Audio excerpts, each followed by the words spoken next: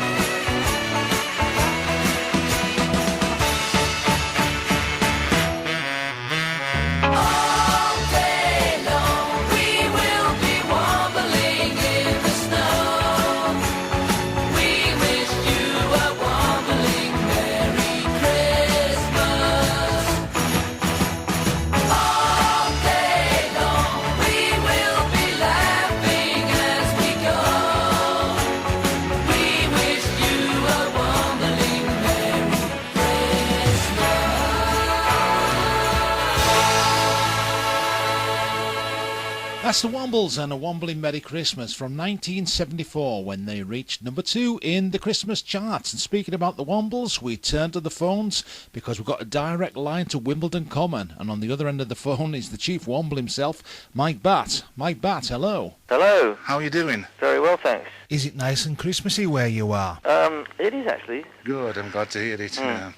We've just played Wombling Merry Christmas, so we're talking Wombles here, Mike. Okay. Now, in a recent interview with Esther Ranson, she asked you if the Wombles were the bane of your life, and you said no, it was interviewers who kept on asking about them. That was what I said was that somebody had once asked me in a radio interview whether I minded talking about the Wombles, and that was the first thing they said, and I said, only when it's the first question in a radio interview. Well, I'm sorry about that, but no, it's all right. I'm going to rake up a bit of old ground again because the Wombles were such a big part of the mid-70s pop scene, weren't they? Well, they were, yeah. Yeah, I'll try not to dwell on them too much. No, you're fine. I'm really not bothered about them at all. It was just a jokey little thing I was saying to Esther that time. But if I fly into a rage, you'll know why. Can't imagine Orinoco Womble flying into a range somehow. No, the only thing that makes me fly into a rage is if they get the wrong amount of milk in my tea. Oh, right. No, I go absolutely berserk. Throw things, you know. Watch out, there's a Humphrey about. Exactly. Does that ring a bell with you? It does, yeah. Can you tell our listeners why? Well, it's because there was a campaign called the Humphreys, and they had people like Muhammad Ali, Spike Milligan, and Frank Boff, I think, was one of them. No, not Frank Boff. Who's the guy with the bow tie, the comedian? Frank Muir. Frank Muir, that's right. Yeah. And all doing quite witty poems about the Humphreys, which were supposed to be these fictitious things that just came and finished your milk while you were talking to someone, you know, and as they were, of course, delivering their piece to camera, a little straw would come in from the side of the screen, and the milk would be mysteriously spirited away. And so I had to write the music for this great piece of art. I remembered it well as well. It was quite fun. It was, yeah. But unfortunately, that's one thing that didn't really take off for you, is it? Yeah, it was.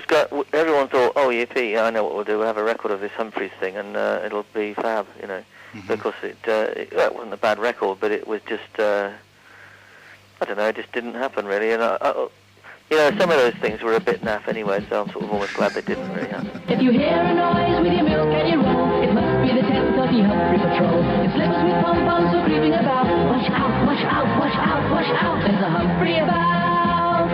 100 Humphreys soft as silk, out on the search for your Unigate milk. Get extra prizes or you'll be without. Watch out, watch out, watch out, watch out. There's a Humphrey about.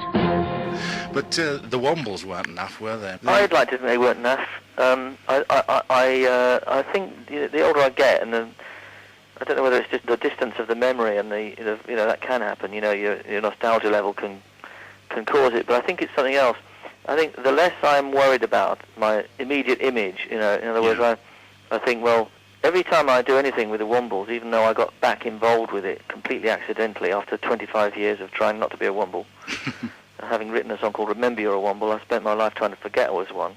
Every time I touch on the Wombles ever with anything to do with them, I have a great time. And everyone else around me has a great time as well. So I thought, hang on, I like having a great time, so I'll keep doing it. Right, so back in the 1970s when the Wombles were topping the pop charts, it was a great time, wasn't it? I think that's really what the pop scene was all about at that time, wasn't it? It was, but it wasn't just about topping the charts. It was also about being a cuddly animal, you know. It really was. I mean, even in the 90s, particularly I should say in the 90s, in 98 when we first brought them back and we had two hits, I Remember You're a Womble back at number 13, and Underground Overground went to number 23, and I'd find myself, because I insisted on being Orinoco, just as I always was in the old days, because I didn't want anyone else to have the fun of being Orinoco, I would walk into a TV, you walk with your mates, you know, all dressed up as Wombles, into this, you know, like a TV studio, and there'd be this hard-bitten 33-year-old, snotty-nosed, short-haired TV director who knows everybody, you know, on the street. And he'd look round and his dark glasses would fall off and he'd go, wow, the Wombles are in my studio, I am unworthy. And they'd be down on the floor, you know, and then they'd get their autograph book out.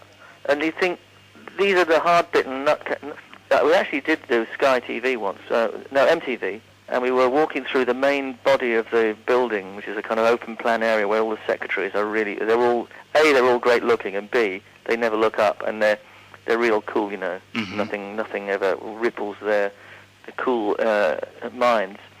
And they were all standing, you know, on the tables and chairs and going, wow, it's the Wombles all coming through. Hey, wow, it's wonderful. So, you know, and the girl that was with us said she'd just taken Oasis through there the day before, and Bob Dylan the day before that, and nobody had batted an eyelid. But as soon as the Wombles arrived... As soon as the Wombles go through... Sorry, I interrupted you. No, you're okay, Mike. As soon as the Wombles arrived, all hell breaks loose. Exactly. Yeah.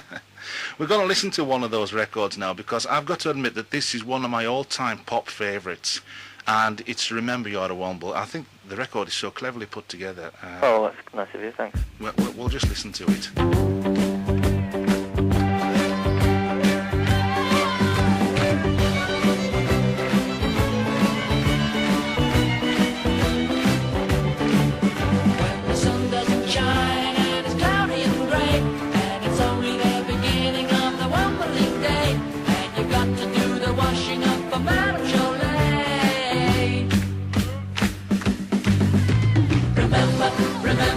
Remember,